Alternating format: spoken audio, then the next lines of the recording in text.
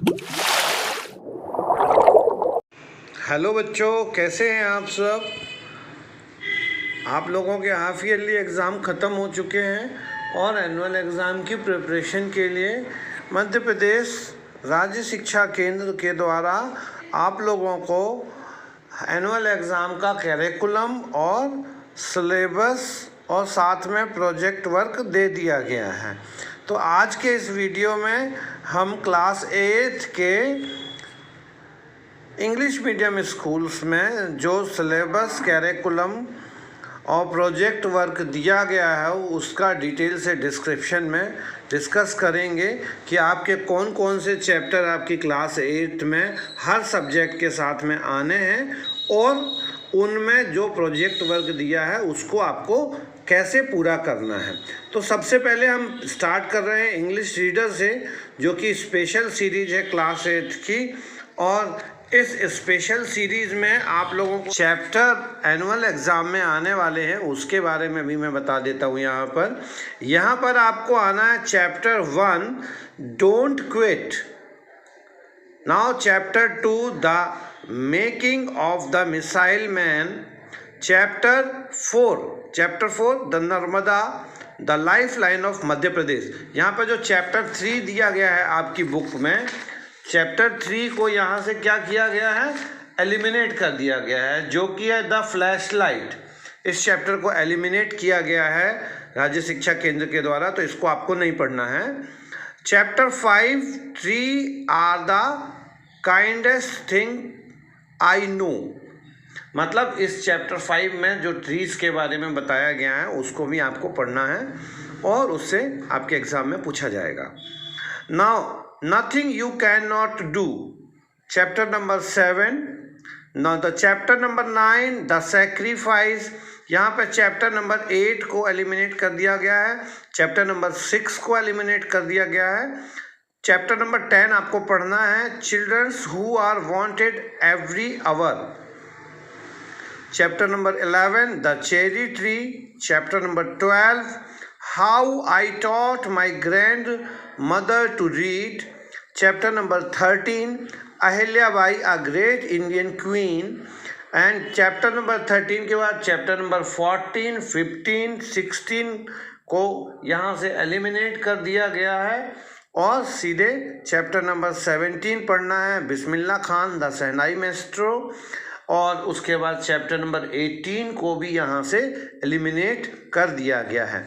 तो ये हैं आपके राइटिंग सेक्शन वाले चैप्टर्स जिन पे आपको पढ़ाई करनी है और जिनसे आपका 60 नंबर का क्वेश्चन पेपर बनने वाला है। अब बात करते हैं 20 नंबर का जो प्रोजेक्ट वर्क के रूप में आपको दिए जाने वाले हैं। तो सबसे पहले स्पेशल इंग्लिश में अपन देखते हैं। इस प्रोजेक्ट में आपको 5 क्वेश्चन दिए गए हैं और इन 5 क्वेश्चंस को आपको राइट करना है। राइट करने के बाद में आपके स्कूल में सबमिट करना है और उसके ऊपर आपको 20 मार्क्स इस 5 क्वेश्चंस पे दिए जाएंगे, यानी कि एक एक क्वेश्चन 4 मार्क का होने वाला है। तो आइए अब हम इसके एक्सप्लेनेशन को थोड़ा सा समझ लें कि आपको इन प्रोजेक्ट वर्क को कैसे बनाना है, क्या करना है। तो सबसे पहले क्वेश्चन है describe in detail you visit to Pench national park, also mention the activities you have performed here. तो यहाँ पर आपको क्या करना है कि पेंच नेशनल पार्क कहाँ पर है ये बताना है आपको। पेंच नेशनल पार्क आप कैसे पहुँचे ये बताना है आपको, और उसके बाद पे आपने वहाँ पर क्या क्या किया। पेंच नेशनल पार्क में क्या है, आपको बाघ हैं, आपको मालूम है कि पेंच नेशनल पार्क में बाघ हैं। वहाँ पर आप कैसे गए, आप अपनी जिप्सी से गए कि आप बाई बस गए, बाई रोड गए, बाई प्लेन गए, और वहाँ पर आपने क्या क्या किया वो सारी एक्टिविटीज़ को आपको कम से कम 100 to 150 वर्ड्स यानी 1.5 से 2 पेज में आपको अपना ये फर्स्ट क्वेश्चन कंप्लीट करना है पेंच नेशनल पार्क की विजिट का। नाउ दूसरा क्वेश्चन है collect information about a nearby museum, zoo, historical building and write 2 paragraphs about it including the following details. आपको दूसरे क्वेश्चन में क्या करना है, आपको दूसरे क्वेश्चन में आपके घर के आसपास यदि कोई म्यूजियम है या जू है या हिस्टोरिकल बिल्डिंग है, उसके लिए आपको 2 पैराग्राफ राइट करने हैं, जिसमें आपको एरिया बताना है, यानी कि कौन सी जगह पे वो है, ईयर ऑफ कंस्ट्रक्शन यदि आप बता पाएँ तो कब वो बना, रीजंस फॉर बीइंग फेमस, क्यों फेमस है, nearby railway station, suitable time to visit. अब हम यहाँ पर अगर एग्जाम्पल की बात करते हैं कि यदि आप लोग कटनी में रहते हैं तो कटनी के लिए नियरेस्ट जो हिस्टोरिकल बिल्डिंग है that is the Vijay Raghavgarh fort. Vijay Raghavgarh fort जो है वो कटनी से 25 किलोमीटर डिस्टेंस पर विजय राघवगढ़ विलेज में बना हुआ है। और ये जो फोर्ट है वो 18th सेंचुरी का बनाया हुआ है, ठीक है, जिसको कि महाराजा रीवा ने बनाया था। और why it is famous, reason being it is famous, क्यों फेमस हुआ, क्योंकि वहाँ पर क्या है, एक तो ये हमारा हिस्टोरिकल मोन्यूमेंट्स है, प्लस वहाँ पर फेमस होने का रीज़न ये है कि वो जो किला था वो रहने के लिए और वहाँ के जो सोल्जर्स थे उनके वर्किंग के लिए वो बहुत अच्छी जगह थी।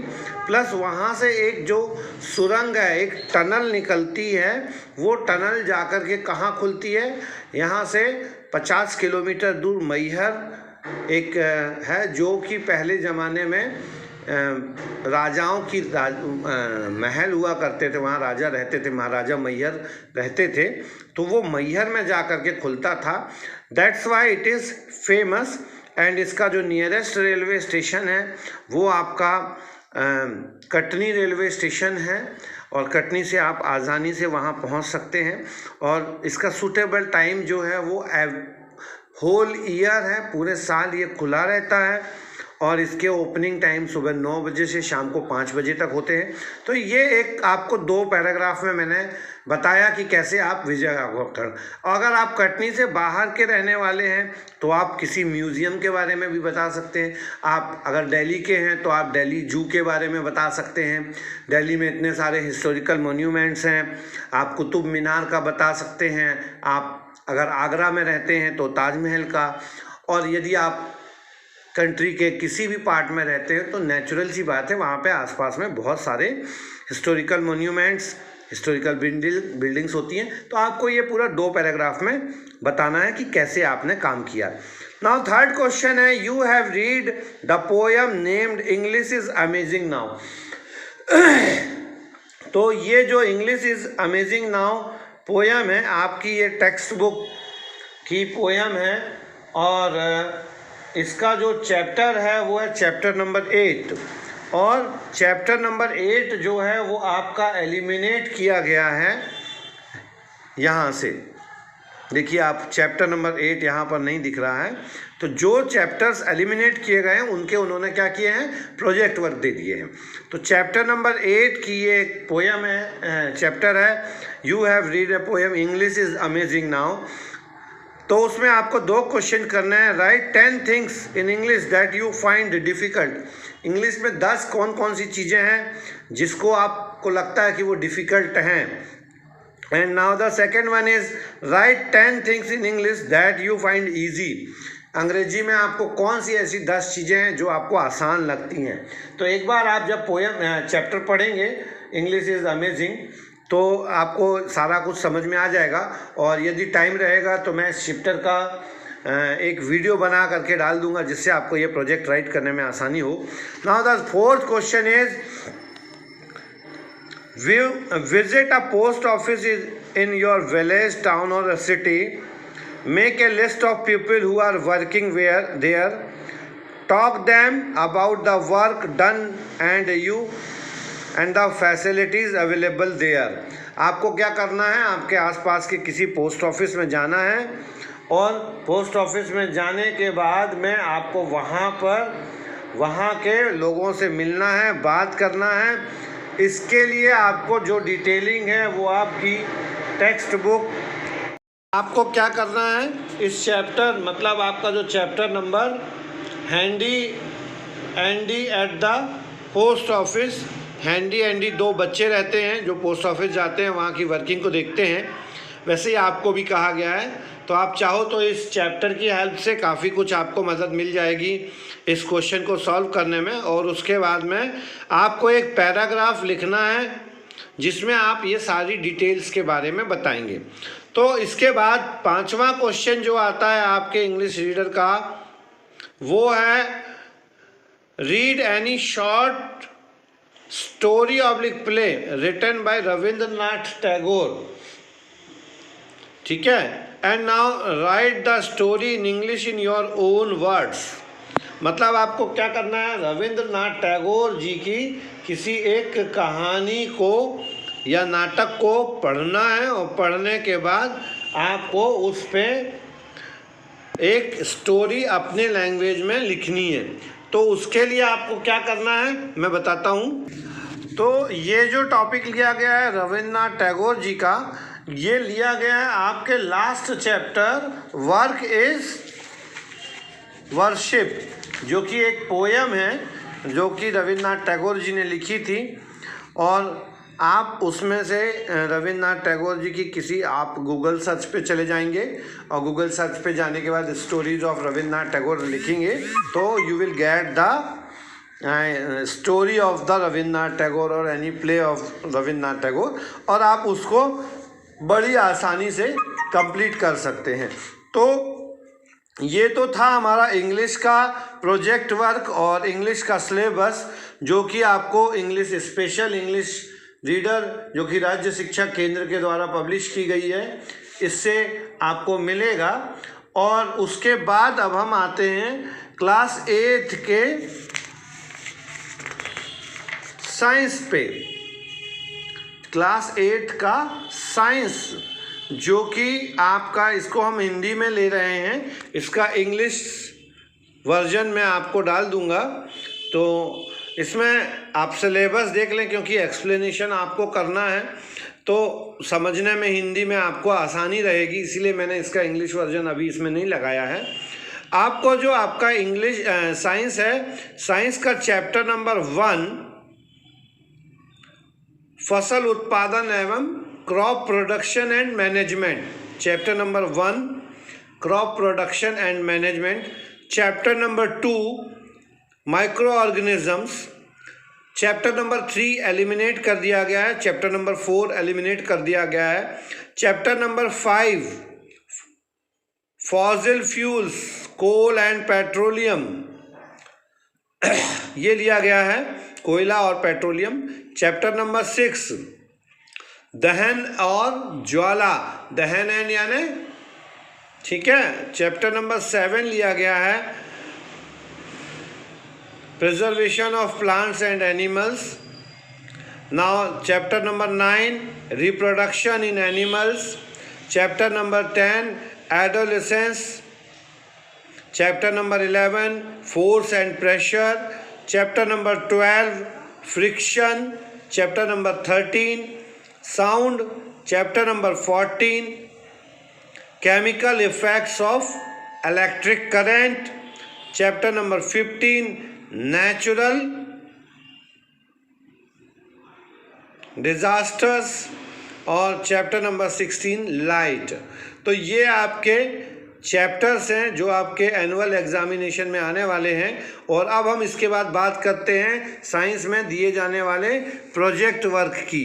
तो प्रोजेक्ट वर्क में यहाँ पर आपको 5 प्रोजेक्ट कुल दिए गए हैं, ठीक है, और उन 5 प्रोजेक्टों को आपको कंप्लीट करना है। इस हिंदी ट्रांसलेशन में आपको दे रहा हूँ, और इसका जो इंग्लिश ट्रांसलेशन है वो मैं करके इंग्लिश का जो प्रोजेक्ट वर्क है वो मैं आपको आपके अगले वीडियो में बताने वाला हूँ।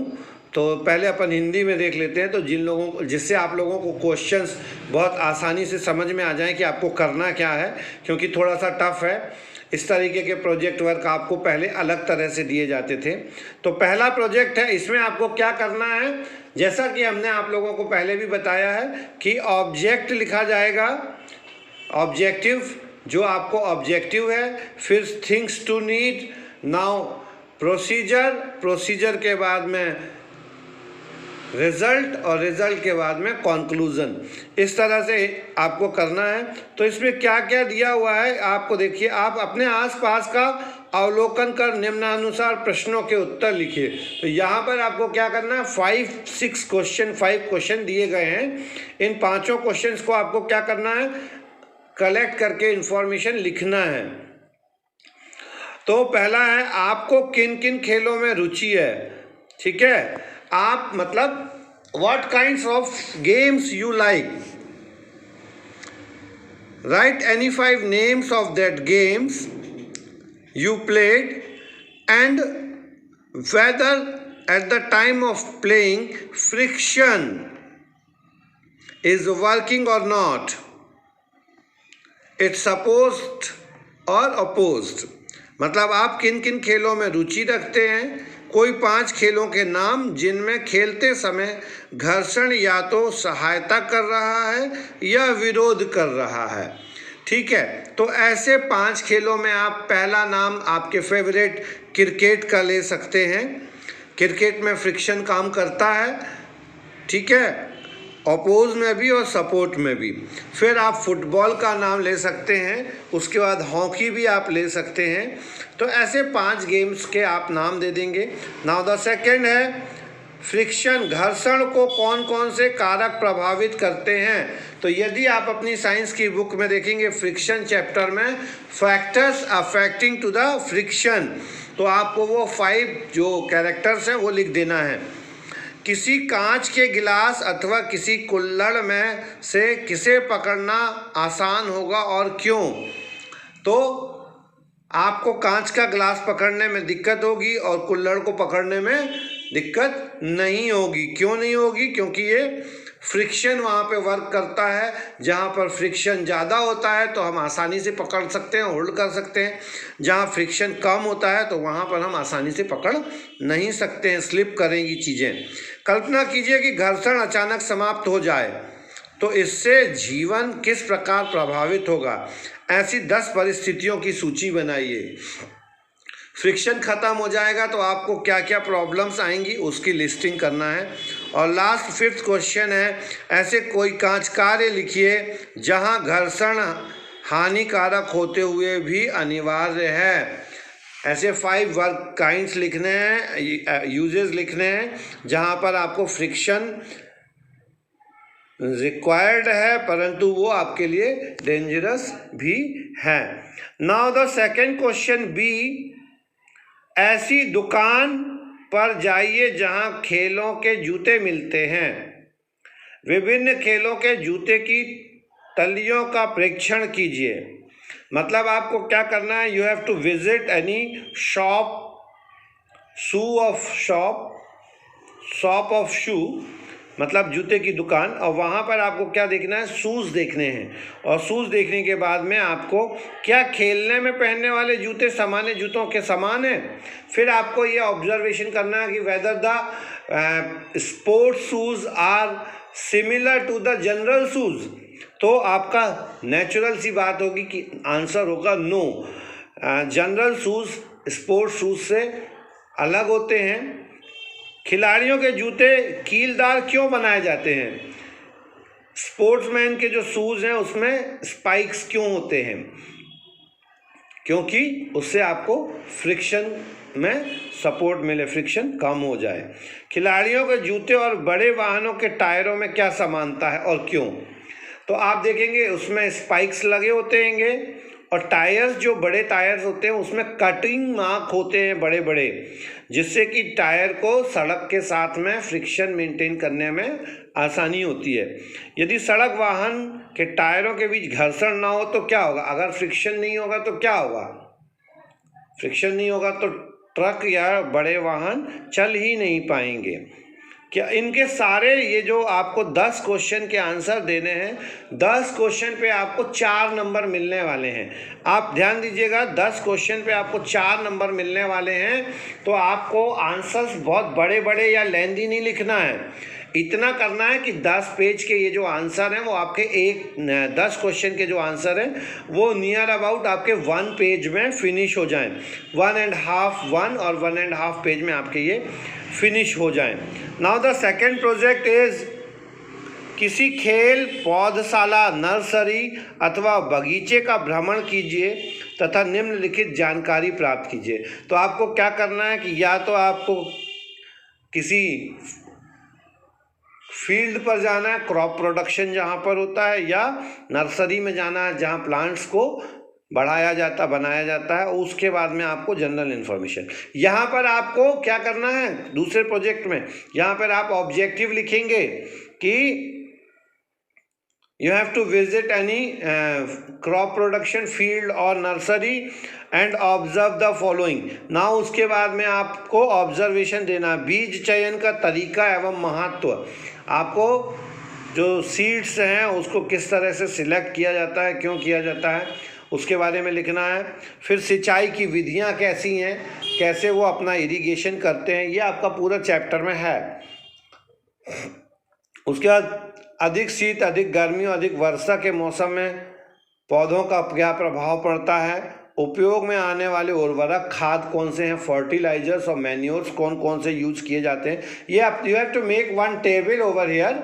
आप एक छोटा सा टेबल बना दीजिएगा और वहाँ पर एक साइड में आप ये जो टॉपिक दिए गए हैं वो आप लिख दीजिएगा, और उसके बाद में आप क्या करेंगे, उसके जो रिजल्ट्स हैं वो सामने लिख देंगे। तो इस तरह से आपका ये प्रोजेक्ट थोड़ा आसान हो जाएगा काम करने में।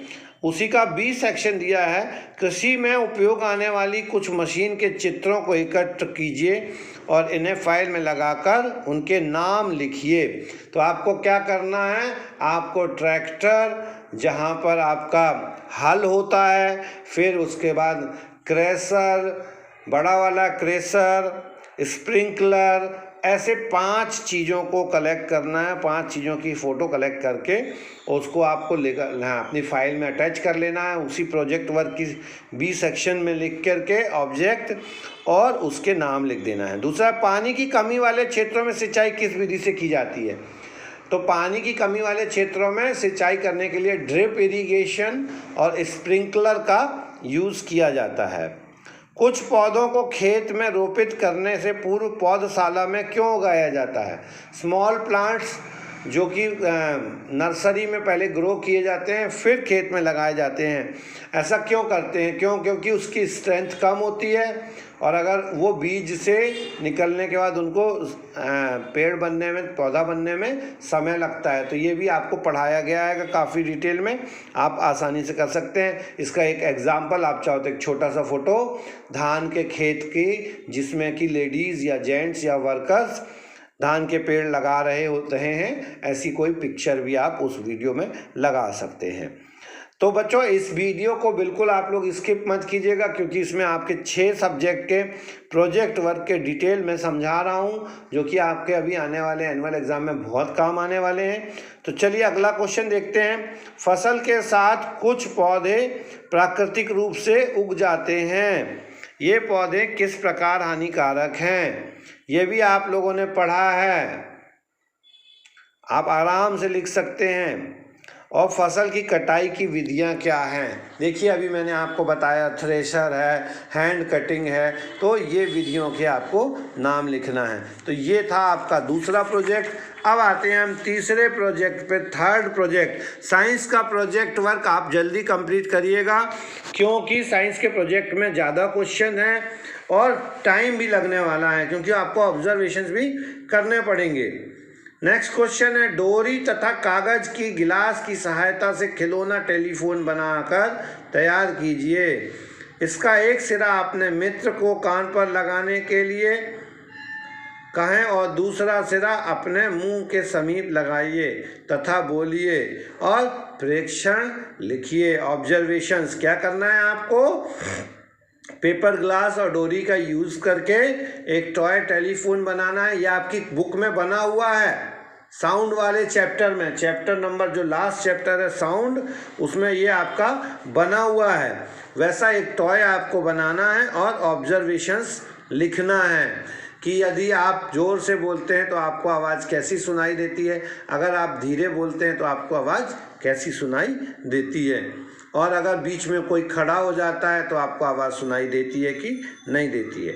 इसका दूसरा क्वेश्चन है, क्या आप अपनी आवाज़, मतलब अब देखिए ऑब्जर्वेशन के क्वेश्चंस उन्होंने यहाँ पर दे दिए हैं, तो आपको बस वही सीट टेबल बनाना है एक छोटी सी, और उसमें आपको ये ऑब्जर्वेशन के क्वेश्चंस लिखना है। क्या आपकी आवाज़ आपका दोस्त सुन पाता है? You have to write yes. Now the next है, क्या ध्वनि डोरियों में गमन कर सकती है? You have to say yes. क्या ध्वनि का संचरण ठोस, द्रव एवं गैसों से भी हो सकता है? You have to say yes. यदि एक बंद कार में हो तो बाहर से आपके दोस्त की आवाज़ आप तक आएगी कि नहीं? तो नो, या लाइट आवाज़ आएगी। नीचे दिए गए वाद्य यंत्रों के सामने उनके कंपायमान भाग लिखिए। आपको इंस्ट्रूमेंट्स के नाम दिए गए हैं, मतलब आपको इसमें आपको क्या बताना है इस क्वेश्चन में, कि ये स्ट्रिंग है कि, ठीक है ना, एयर हैं कि स्ट्रिंग वाले हैं कि मारने वाले हैं। वीणा में जैसे तार वाला वाद्य है, तबले में आप थाप मार के आवाज़ निकालते हैं, बांसुरी में हवा से करते हैं, सितार तार से होता है और ढोलक मार से होता है। ये जो three types of musical instrument दिए गए हैं उससे आपको इसको लिख देना है, तो कौन सा कहाँ से हो रहा है। इसके बाद इसका बी क्वेश्चन है, वातावरण में ध्वनि प्रदूषण उत्पन्न करने वाले स्रोतों की सूची बनाइए। नॉइस पोल्यूशन के जो सोर्सेज हैं उसकी लिस्ट बना के आपको लिखनी है।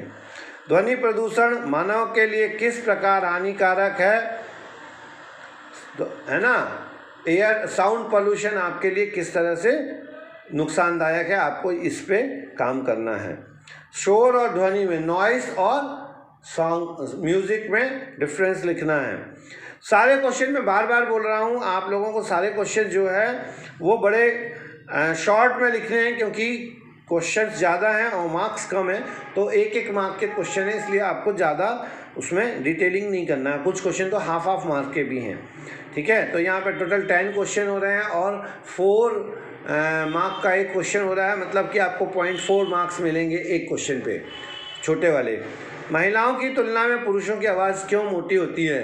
वोकल कॉर्ड हमने पढ़ा है ना, फीमेल का वोकल कॉर्ड कैसा होता है और मेल का वोकल कॉर्ड कैसा होता है, वो लिखना है आपको। तो इसके बाद चौथा प्रोजेक्ट है, आस पड़ोस का सर्वेक्षण कीजिए और पता लगाइए।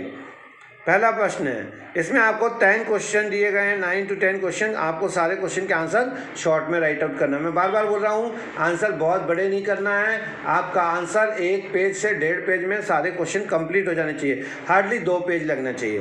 तो आपके आसपास के स्कूल में 12 वर्ष की आयु के कितने बच्चों को चश्मा लगता है? आप देख लीजिए कि कितने बच्चों को चश्मा लग रहा है। चश्मे लगाने वाले बच्चों के माता पिता से पता लगाइए कि बच्चे की दृष्टि क्षीण होने के क्या क्या कारण हैं। Reasons Y using the glasses. किसी नेत्र विशेषज्ञ से पता कीजिए कि दृष्टि क्षमता सही रखने में भोजन का क्या क्या लेना चाहिए। हमको फूड्स में कौन कौन सी चीज़ें लेना चाहिए जिससे हमारी आईसाइट कमज़ोर ना हो। हमको गाजर लेना चाहिए, प्रोटीन्स जितने हैं वो लेने चाहिए जिससे हमारा आईसाइट स्ट्रॉन्ग रहे ना। किसी नेत्र विशेषज्ञ से नेत्र की देखभाल के बारे में विचार विमर्श कीजिए और बताए गए बिंदुओं को लिखिए कि आँखों की क्लियरिंग के लिए क्या क्या करना है, आपको वो लिखना है। चश्मे लगाने वाले बच्चों से चश्मों में कौन कौन से लेंस मारे गए हैं और क्यों, तो आपको कॉन्वेक्स लेंस और कॉनकेव लेंस के डिटेल बताने हैं और उसके जो माइक्रो मायोपिया है और मायोपिया है उसके बारे में आपको पूरा डिटेलिंग में बता देना है। बुजुर्गों या अधिक उम्र के लोगों को चश्मे लगाने में कौन कौन से लेंस का प्रयोग किया जाता है और क्यों, इसमें भी हाइपर मायोपिया और मायोपिया के बारे में बताना है, लेकिन आपको ये बताना है कि इसमें एज के कारण उनका जो लेंस है वो कमज़ोर हो जाता है। 10 बच्चों और 10 बुजुर्गों के चश्मों के दोनों आँखों के पावर की लिस्ट बनाइए। 10 लोगों के बच्चों के नाम लिखने हैं आपको और उनके पावर कौन से हैं, और 10 बच्चे जो हैं बुजुर्ग हैं उनके पावर कौन से हैं।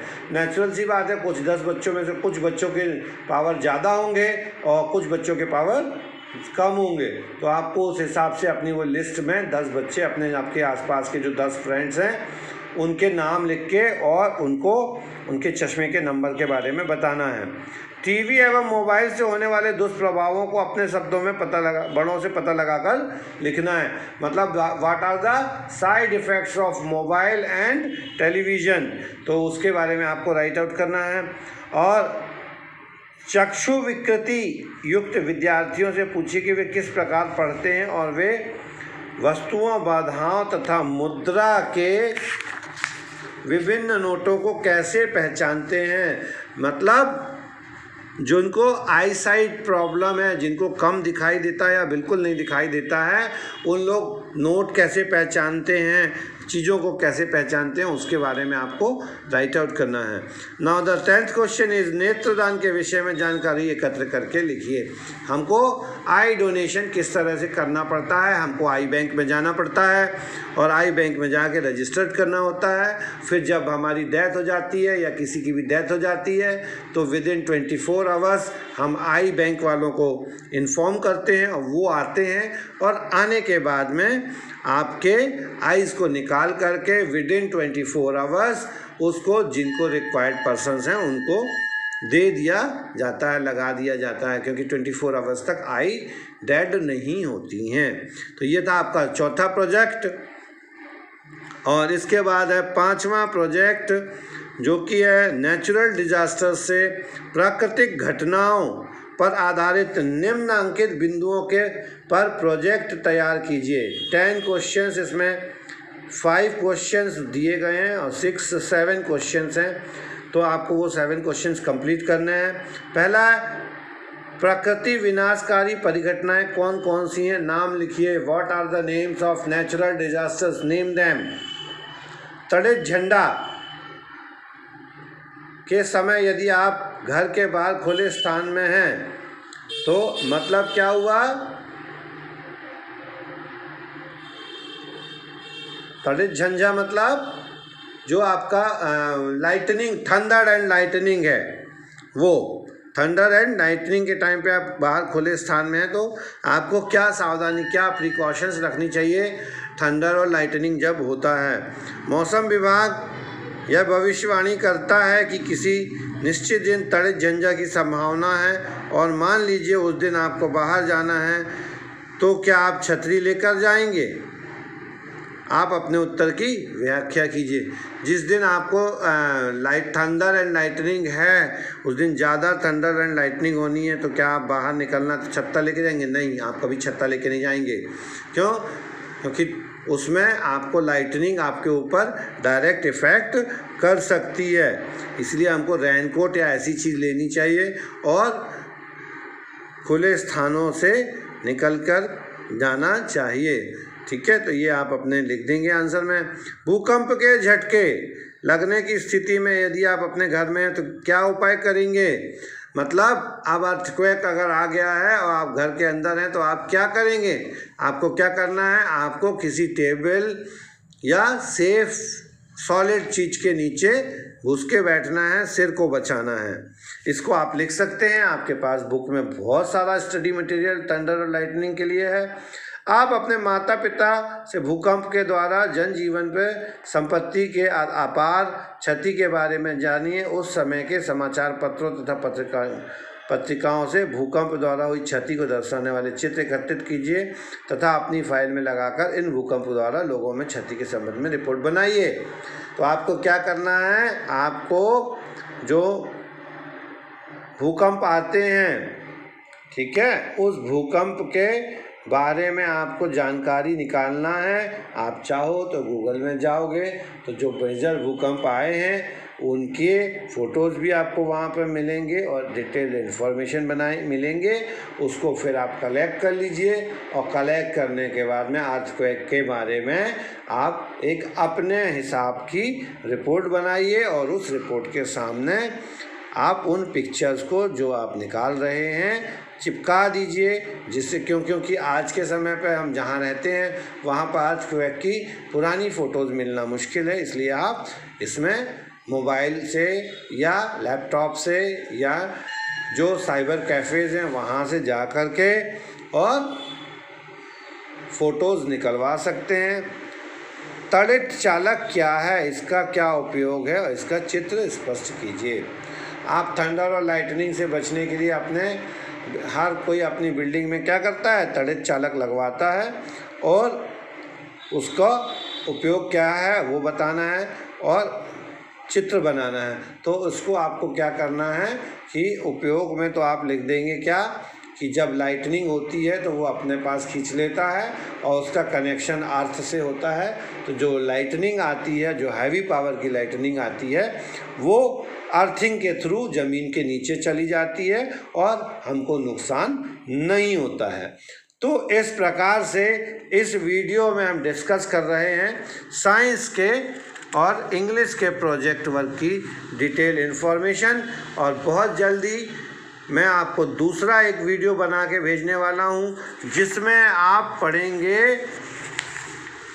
हिंदी सुगम भारती सामान्य के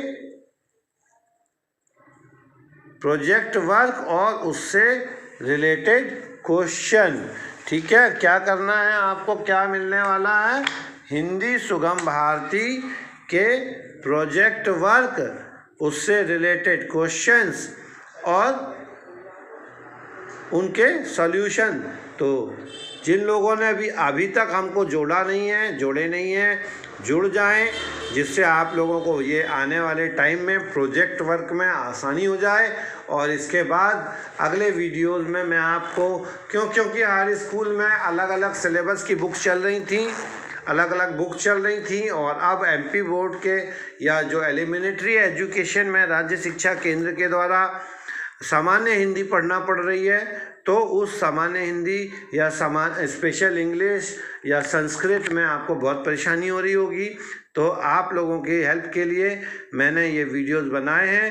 तो जिन्होंने भी अभी चैनल को सब्सक्राइब नहीं किया है, फटाफट से चैनल को सब्सक्राइब करें और आने वाले प्रोजेक्ट वर्क्स और उन से रिलेटेड जो भी चैप्टर वीडियोस हैं उनको आपको मैं फटाफट अवेलेबल कराता रहूँगा, जिससे आपको आपके एनुअल एग्ज़ाम्स में स्कोरिंग में आसानी होगी। तो don't forget, keep studying and do your work hard, क्योंकि ये वाला सेशन बोर्ड का सेशन है और आपको इस सेशन में बहुत परेशानी होने वाली है। इसलिए आप लोग पढ़ाई करिए और मेहनत करके अपने प्रोजेक्ट वर्क बनाइए।